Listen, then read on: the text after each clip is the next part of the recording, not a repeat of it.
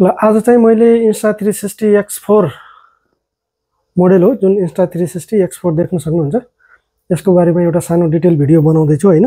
सर्वप्रथम मैले यसको बारेमा भन्नुपर्दा यसको एसेसरिजहरु सामानहरु लाग्ने के लाग्ने रहेछ यसमा। अब जस्तो बाइक स्ट्यान्ड बाइकमा माउन्ट गर्नलाई स्ट्यान्डहरु अनि हेलमेट माउन्टहरु सबैको बारेमा म डिटेल भिडियो बनाउँछु। तपाईले अन्तिमसम्म हेर्नु होला र अन्तिममा म तपाईलाई यसबाट कस्तो भिडियो निकाल्न सकिन्छ या कस्तो भिडियो खिच्न सकिन्छ त्यसको बारेमा पनि म अन्तिममा डिटेल भिडियो बताउने छु। ल आज चाहिँ मैले तपाईहरुलाई यो Insta360 को पुरै एउटा लगभग कम्बो प्याक देखाइरहेको छु हैन। यो सबै एउटैमा चाहिँ आउँदैन, सबै अलग अलग पर्चेज गर्नुपर्छ हैन। एडाप्टर भयो, यो Insta360 X4 मोडल है X4, अनि यो चाहिँ एडाप्टर, यो चाहिँ ह्यान्डल स्ट्यान्ड, माइक, अनि यो चेस्ट माउन्ट, हेलमेट माउन्ट, अनि इन्भिजिबल स्टिक है। ल यो सबै सामानहरु छ। मैले चाहिँ यो अब Insta360 किन पर्चेज गरेको भने हुन त अरु क्यामेराहरु पनि छन् हैन, जस्तै GoPro छ हैन, एकदमै चलेको। GoPro भन्दा पनि मलाई यो बेटर किन लाग्यो भने यसबाट 360 भिडियो निकाल्न सकिन्छ हैन। यो चाहिँ 360 क्यामेरा हो, त्यही भएर नामै यसको 360 छ नि त। 360 भन्नाले चारैतिरको भिडियो निकाल्ने हैन। अब यो चाहिँ अन गर्दाखेरि यहाँ एउटा बटन छ हैन, अन गर्ने। यो अन भयो हैन, यहाँ लाइट आउँछ, अन भएको थाहा हुन्छ यसले। अनि यो चाहिँ लेन्स भयो। अब यसको लेन्स कस्तो हुन्छ भने अरु जस्तो मोबाइलहरुमा अरु क्यामेरामा तपाईले फ्ल्याट लेन्स देख्नुहुन्छ हैन, बराबर हुन्छ। यो चाहिँ क्यामेरा भन्दा बाहिर छ, हेर्नु है, क्यामेरा भन्दा बाहिर आएको छ यता पनि। अब यो लेन्सलाई यो त मेन भइहाल्यो, यसलाई चाहिँ यसले प्रोटेक्ट गर्छ, त्यही भएर यो लगाउनु जरुरी छ हैन। महँगो क्यामेरा हो नि त।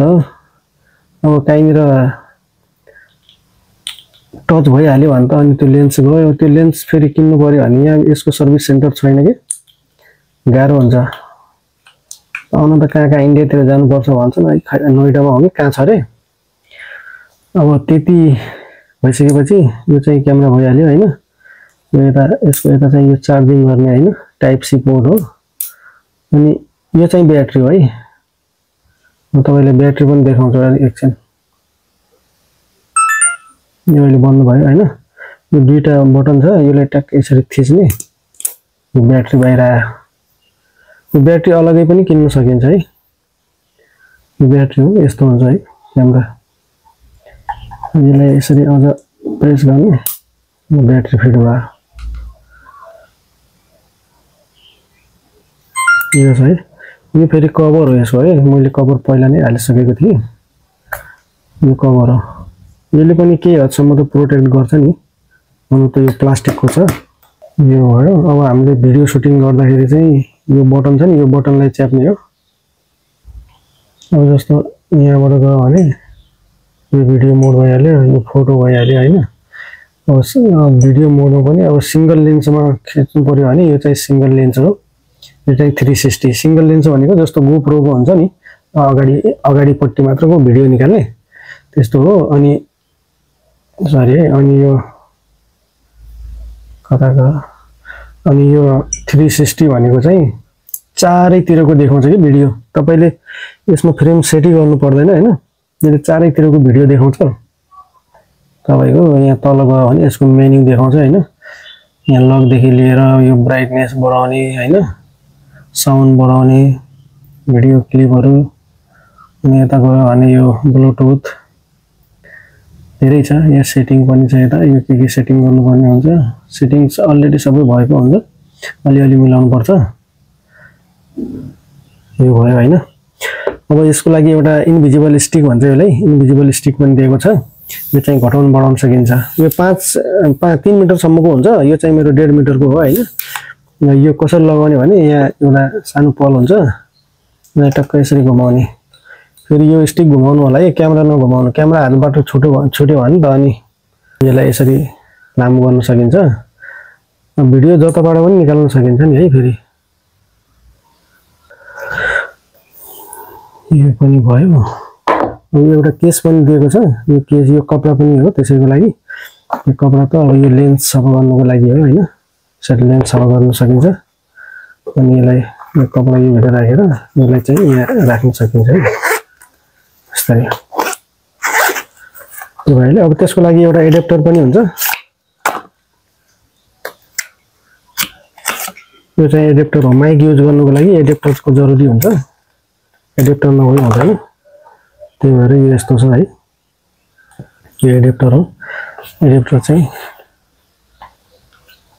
यसमा यो खोल्यो भने वाटरप्रुफ चाहिँ हुँदैन है। फेरि यो निकालेर अनि यो एडेप्टर यहाँ फिट गर्ने। एडेप्टर फिट गरेपछि यसको लागि माइकको आवश्यकता पर्छ। अब यो उलेन्जा कम्पनीको माइक हो, मैले यो अलग्गै पर्चेस गरेको हो हैन। यो खोल्दाखेरि यो म्यानुअल बुक भइहाल्यो। यो चाहिँ म यता राख्छु। यो चाहिँ माइक हो। माइकमा अब यो दुईटा माइक हो। यो माइकमा फिट हुने यो यहाँ यस्तो गरेर यहाँ बटन हुन्छ। यहाँ बटन अन गर्यो भने चाहिँ यो लाइट जल्छ है। यो भइहाल्यो। अनि यो चाहिँ एडेप्टरमा फिट गर्नुपर्छ। यो ट्याक्क यसरी फिट गर्ने। फिट गरेपछि अनि यसको लाइट जल्छ। अहिले यो एडेप्टर मेरो फेरि बिग्रेको छ कि अस्ति खसेर के धुलो माटोमा पस्यो अनि खसेर बिग्रेको छ। त्यही भएर यस्तो युज गरेर अनि अन गर्यो भने यहाँ अन हुन्छ। यो फेरि बाहिरको नोइज चाहिँ यसमा आउँदैन कि, जस्तो तपाईँ बाइकमा हुनुहुन्छ भने हावाको आवाज हुन्छ नि, त्यो चाहिँ आउँदैन है। यो माइकको बारेमा पनि भइहाल्यो। अब यो चाहिँ ह्यान्डल स्ट्यान्ड हो। जस्तो ह्यान्डलमा क्यामेरा राखेर भ्लगिङ गर्नुहुन्छ भने त्यसको लागि हो।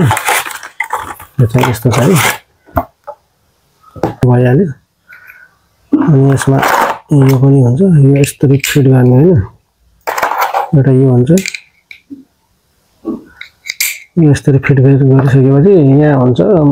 यहाँ यो क्यामेरा फिट गर्न सकिन्छ कि। म एकछिन यसलाई टाइट गर्छु है। टाइट भइसक्यो। अब यहाँ क्यामेरा फिट हुन्छ।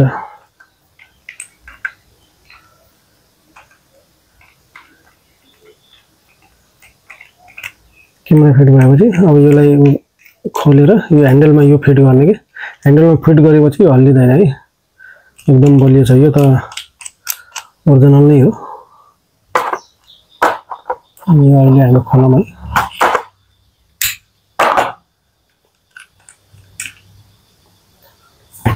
यो भयो।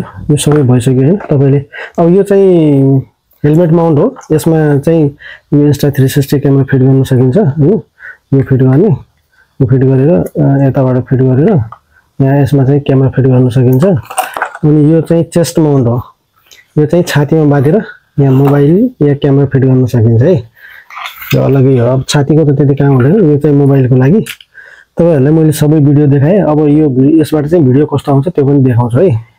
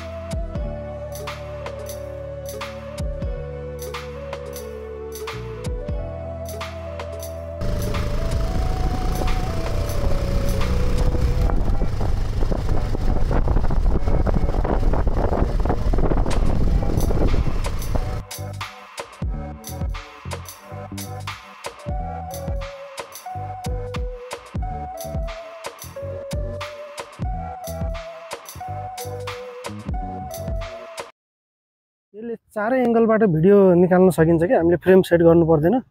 यसको बेनिफिट भनेको यही हो। अब हुन त मार्केटमा धेरै क्यामेराहरू छन्, जस्तो गोप्रो सबैभन्दा चलेको छ नि त। तर गोप्रोलाई हामीले पुरै क्यामेरा सेट गर्नुपर्छ हैन, त्यो फ्रेम सेट गर्नुपर्छ।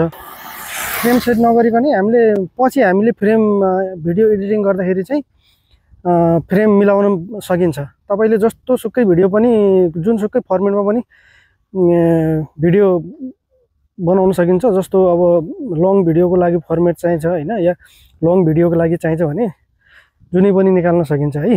अब मेरो हातमा यो Insta360 X4 छ, तर तपाईँ यो क्यामेरा चाहिँ मैले नै समातेको छु हैन। तर क्यामेराको के भन्नुहुन्छ स्टिक चाहिँ देख्न सक्नुहुन्न के तपाईले, यो इन्भिजिबल हुन्छ हैन, यो देखिदैन। मैले हातमा समातेको छु त्यो स्टिक चाहिँ हैन, तर नदेखिएको होला। ल कस्तो छ भन्नु होला है। यसको फाइदा भनेको यही हो कि यसले जतासुकैबाट पनि जस्तो फ्रेममा भिडियो निकाल्न सकिन्छ। क्यामेरा हामीले आफ्नो फेसतिर या जुन डाइरेक्सनमा लगाउनु पर्ने हो त्यता लगाउनु पर्दैन, मजाले निकाल्न सकिन्छ। अब अडियो क्वालिटी कस्तो छ त्यो पनि भन्नु होला है।